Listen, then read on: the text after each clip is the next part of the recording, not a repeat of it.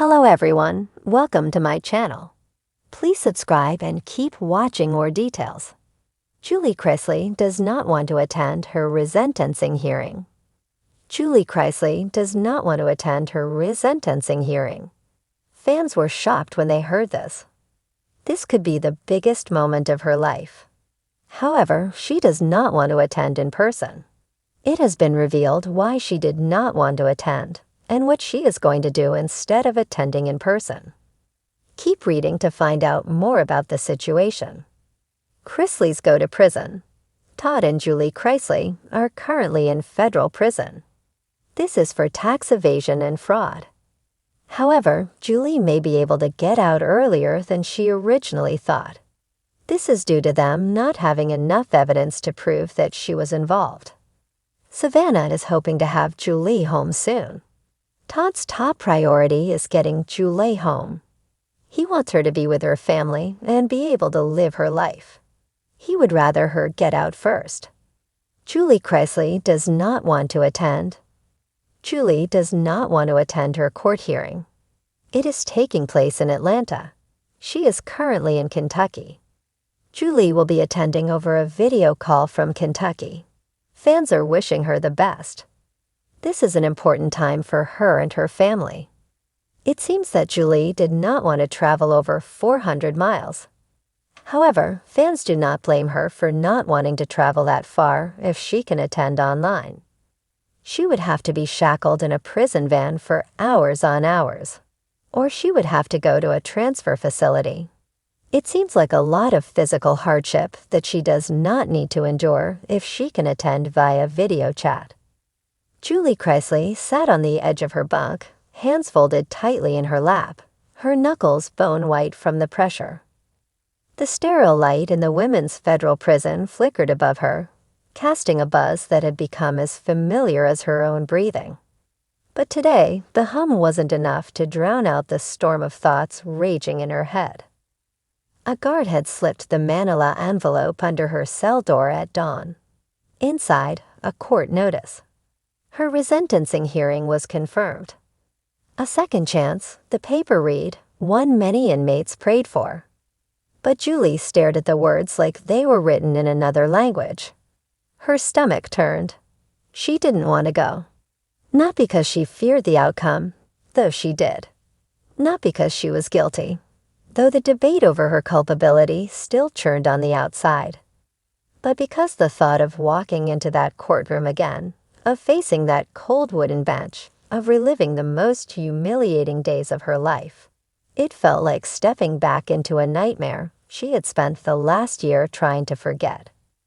"I can't do it," she whispered aloud, as if saying the words would make them real, permanent, irreversible. The other women in her cell block were still asleep, their breathing rhythmic, unaware of the emotional earthquake Julie was experiencing. The irony wasn't lost on her. She had once walked red carpets, hosted Christmas specials, and posed with her picture-perfect family on magazine covers. She had been the doting Southern wife, the mother with pearls and casseroles, the woman who always smiled. But in court, all of that had been stripped away. She had stood there as the prosecution painted her with broad, harsh strokes: fraudster, manipulator, liar. She had held back tears while Todd gripped her hand, both of them clinging to a future that was already unraveling. That courtroom had taken everything from her: her freedom, her identity, Julie her had hoped illusion that of time behind bars would offer some clarity. And in some ways, it had. She'd learned how to keep her head down, how to navigate the unspoken rules of prison life, how to survive with dignity in a place designed to strip it from you. She wrote letters to her children in flowing cursive, pages scented with lavender-scented soap. She prayed each night with quiet desperation, asking God not for freedom, but for peace. And now the court was calling her back. "Julie," her cellmate Yvonne murmured, half awake. "You all right?" Julie looked over and gave a faint smile, just thinking. Yvonne sat up, rubbing her eyes. "It's the hearing, isn't it? You got the date." Julie nodded. You don't look happy." "I'm not." Her voice was flat. Yvonne raised an eyebrow. "You should be. It's a second chance." Julie looked away, or a second humiliation. She didn't want to go through the motions again. The cold stares, the press frenzy, the strangers gawking from behind the velvet ropes of the courtroom. The first time, she had clung to the belief that justice would prevail. But after being shackled, processed, and driven away from everything she loved, her hope had become fragile. She didn't trust the system anymore. She didn't trust the spectacle.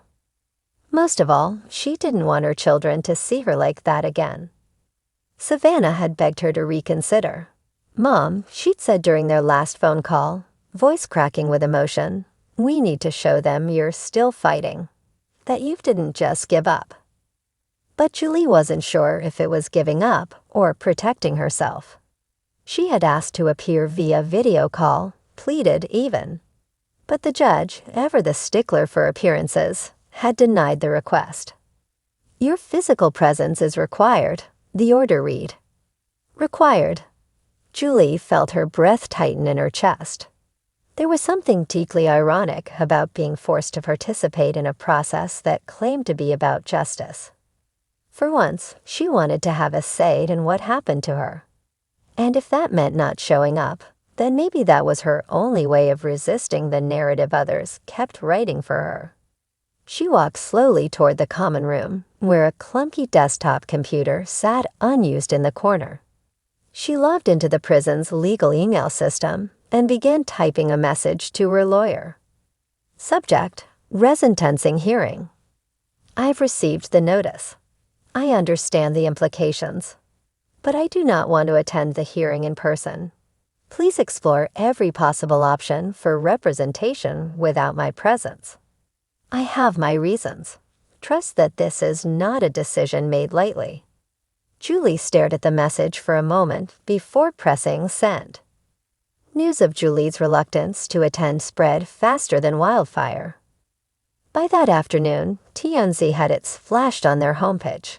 Julie Chrisley refusing to attend resentencing. What's she hiding?